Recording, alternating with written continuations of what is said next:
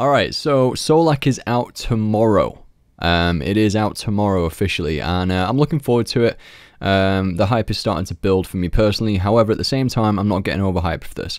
But I have been on RuneScape this weekend, warming up, you could say, practicing a few little things.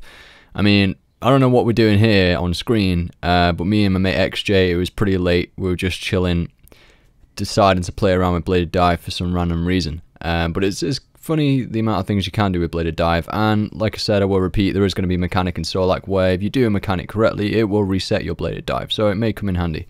Either way, in order to practice for Solak or prepare, I've decided to, or me and Chewy have decided to do some duo Voragos. We got a few kills. We only did an hour session, but it was just really to upskill and prepare a little bit, get used to intercepting, because we both feel intercept's going to be vital here at Solak, especially for duo mode.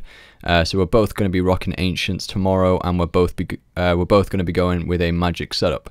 But yeah, in terms of my plan tomorrow, it's going to be to duo on the offset with Chewy. However, we do have some backup teams in the pipeline where if they need fillers, we're going to fill for them.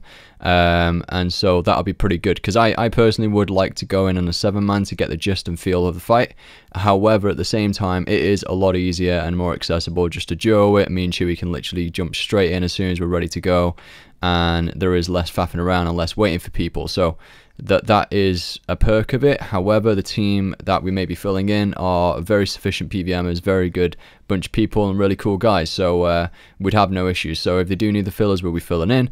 If we're not, or if they don't, then we will be duoing it from the offset. And there are a couple of other teams who I've spoken to, and there's some FCs being run. There's actually a team who I used to do AOD with for like a month straight when I made two build there in a month. It was like quite a nice casual team, and it was a really cool bunch of guys, and we did, you know, 400 or 500 AOD kills together, so that was really fun. And I was having a chat with one of the guys tonight around that, so he's going to be kickstarting the FC up again, so I may be joining them. But yeah, either way, in order to prepare, I did some duo Vorago this weekend.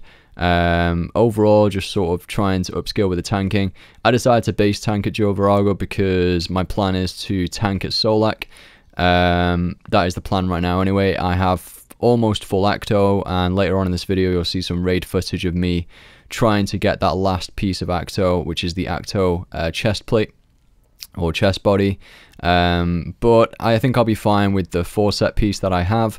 I'm still going to get guaranteed procs once a minute, I think it is, so it's going to be absolutely fine. I'll just rock my Tectonic body. I only have tier 90s as well, so I'm going to be rocking Seismic and Noxious Staff. And yeah, that's pretty much it really, just taking a few of the standard gifts which I use for Telos. I'm essentially just going to take my Telos setup for this fight, and I'm hoping that it's not going to be stun immune, because that'd be really silly. I think we've escalated past that now in the game, where, you know, a lot of bosses are now stunnable, which definitely adds to the dynamic of the fight, where we're able to change the fight. We're able to stall attacks, we're able to take less damage due to stalling attacks, and we're able to stun block and do stun combos, which I really enjoy at Telos actually. Sort of using impact at times. So for example, at Telos, he will free from stuns at a certain enrage, and he'll free fairly often, so you can use impact, so he frees, and then you use deep impact and you combo that, so then it's a guaranteed stun as long as you hit the deep impact, which in the majority of cases you do. Auras wise, I'm not quite sure what auras we'll be rocking at the moment. Maniacal obviously reduces your defense, but the damage gain that you get out of it is so immense that it will most definitely be the meta as always, as it is in the game right now across all bosses for the magic setup. But yeah, overall, so doing some duo Voragos. The kills were really sketchy, really rusty kills overall. We hadn't done duo Vorago together for about 2 years since we got the first kill. It was kind of funny because we grinded really hard to try and get the first duo kill, like our first duo Vorago kill. And when we got it, we kind of stopped, and then I think I stopped playing for a little bit, or I went on to do something else, I can't quite remember now. But we got the duo kill back in July 2016, so it'd been a while since we'd done duo Vorago again together, and I don't think we ever really did team split rotation. We may have done a little bit here and there after July, but very rarely, so it was nice to sort of get back into gear with things and do some duo Vorago. But yeah, I also decided to tank up raids. Did some base tanking via the raids FC. That's always fun. It can be two opposite ends of the spectrum with that. You can get a good team or you can get an absolutely awful team. And by awful, I just mean people who just go there and expect to leech and literally AFK. One of the kills we failed because it was we all got sanded, and one of the guys was literally AFK and just didn't free anybody. So we all just died. So yeah, it can be two opposite ends of the spectrum, and you do have to have a lot of patience to do that. And I have a massive respect for people who actually host teams via the Raids FC. And I tried hosting one, I invited a couple of learners to try and get them going, but we didn't manage to get the kill.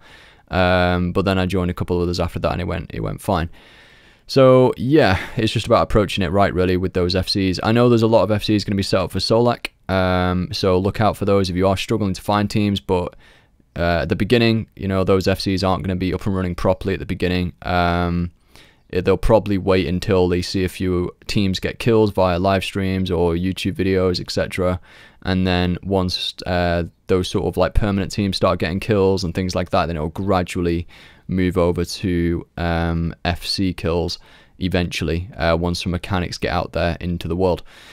So yeah, that's I'm pretty much going to wrap up my video there. I also had to make some replenishment potions, so I made about another 100 of those, but I've got like 160 overloads. I've bought some onyxes, so I've got about 15 onyxes. That should last me for at least the first day. That cost me like 35 mil. I've bought 1,000 brews, and I've bought 1,000 rocktail soups. And these are all pretty casual numbers, I would say. There are going to be some elite PVMers out there who have been playing the game avidly and not really stopped playing, and probably built up a huge bank and probably got a shit ton of supplies. Let me know sort of like what prep you've done, what PVM you've been doing, what sort of supplies you've got banked ready for this.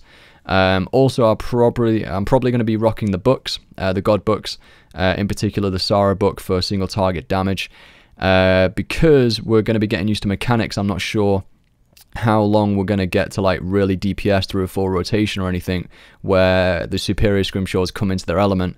Because of that, I'm swayed to just use books at the beginning, and also books are a lot cheaper at the moment than using a scrimshaw, like a superior element scrimshaw. They are actually more cost efficient. So I'll be using the Saradomin book, and I think my duo partner is going to be using the Bandos God book, or you know, vice versa, in order to get the increased accuracy. We're going to be using Status Warhammer on it as well, and trying to debuff it as much as possible. Overall, I'm really looking forward to it in the aspect of I feel like it's going to be very mechanical heavy. And especially if we do end up duoing, then there's going to be a lot more responsibility on both of us. It's going to be a higher cost to duo as well, because if one of us die, it will most likely be the kill over.